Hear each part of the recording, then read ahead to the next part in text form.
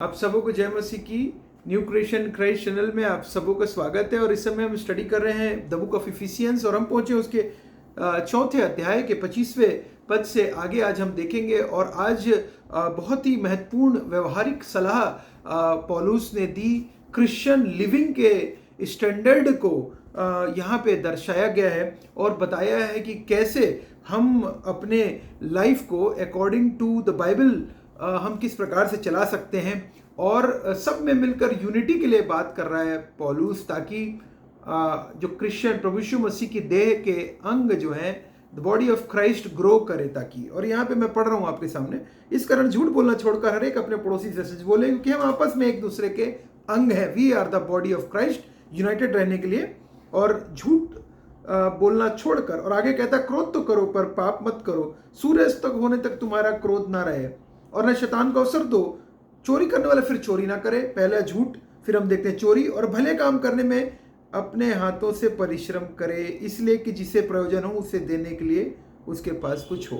और ये यहाँ पे मैं रोकना चाहूँगा। और यहाँ पे पहले तो पौलुस कह रहा है झूठ मत बोलो, दूसरा पौलुस कह रहा है क्रोध मत करो, तीसरा बोल रहा है पौलुस चोरी मत करो। और कह रहा है कि चोरी, सिर्फ चोरी मत करो, कि आगे कह रहा है कि तुम्हारे अपने हाथों से परिश्रम करो, वर्क करो, do the job, do the business, do the work. और आगे कह रहा है ताकि, उसका रीजन क्या है वर्क करने का?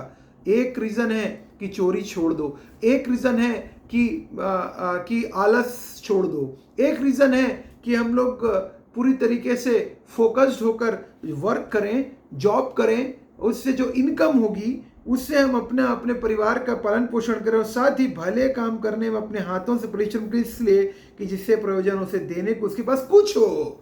और आपके पास कुछ हो, किसको देने के लिए? कलीसिया की बॉडी ऑफ क्राइस्ट को शेयरिंग करने के लिए कुछ हो। बाइबल कह रही है, इसलिए मोटिवेट कर रहा है पौलुस, इसलिए कह रहा है कि तुम अपने हाथों से वर्क करो ताकि गुड वर्क के लिए, अच्छे कार्य के लिए तुम शेयर कर सको, तुम केयर कर सको। किसकी? कलीसिया की केयरिंग कर सको। और साथ ही प्रभु यीशु मसीह ने जो सबसे बड़ा आदेश दिया, अपने पड़ोस, love your God with all your heart, with all your mind, with all your soul, with all your body, with all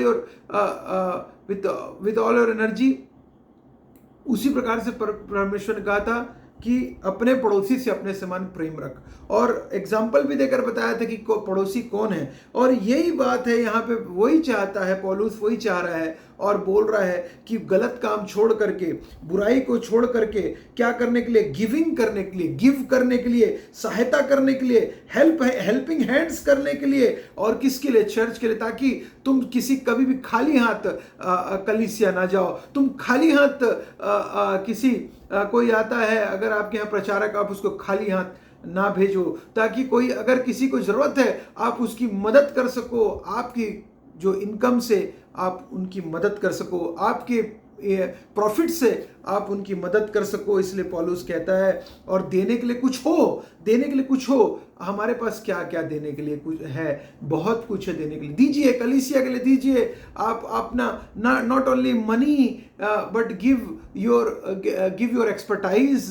give your talents, give your gifts जो आपके अंदर है, चाहे वो कलीसिया में बजाने का हो ऑर्गन्स, या कलीसिया में गीत गाने का हो, या सहायता करने का, सेवा करने का, मैनेजमेंट करने का, जो भी करने का है, ट्रेनिंग का, टीचिंग का, कोचिंग का, जिस भी क्षेत्र से आप कलीसिया की उन्नति के लिए जो कर सकते हैं, आपसे जो बन सकता है, छोटे से छोटा काम भी है, वो परमेश्वर चाहते हैं कि आप करें। और इसीलिए हमें बॉडी ऑफ क्राइस्ट है, मैंडेटरी है, ये मैंडेटरी सभी बिलीवर्स के लिए कह रहा है। और यहाँ पे आगे कहता है कोई, और उसके बाद कह रहा है जिससे देने के प्रयोजन हो। जैसे आपको एक एग्जांपल दे रहा हूँ, यीशु मसीह 5 रोटी 2 मछली, एक लड़के के पास केवल था, पूरी भीड़ के पास कोई होगा भी तो देने के लिए तैयार नहीं थे, लेकिन उसने क्या किया?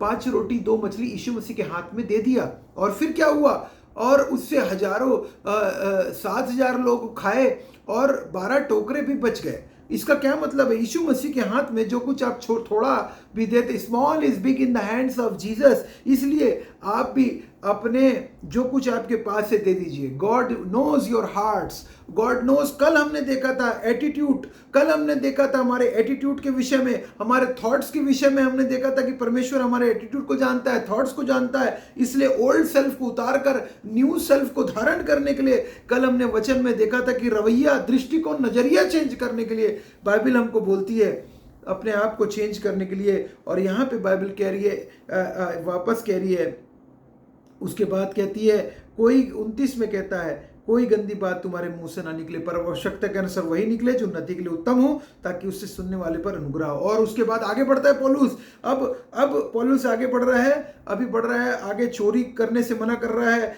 झूठ बोलने से मना कर रहा है, यहाँ पे पौलुस क्रोध करने से मना कर रहा है, यहाँ पे पौलुस जो है वो गंदी बात करने से मना कर रहा है। अब यहाँ पे पौलुस क्या बोल रहा है, गंदी बात तो ना निकले, वो तो ठीक है, पर आवश्यकता के अनुसार वही निकले जो उन्नति के लिए उत्तम हो, ताकि उससे सुनने वालों पर अनुग्रह हो। और यहाँ पे एनकरेजमेंट देने के लिए हम लोग कई बार एनकरेजमेंट नहीं कर पाते हैं। कई बार हम किसी को एनकरेज नहीं कर पाते, लोगों को डिस्करेज कर देते हैं, लोगों को और डरा देते हैं, घबरा देते हैं, लेकिन हम ना करें।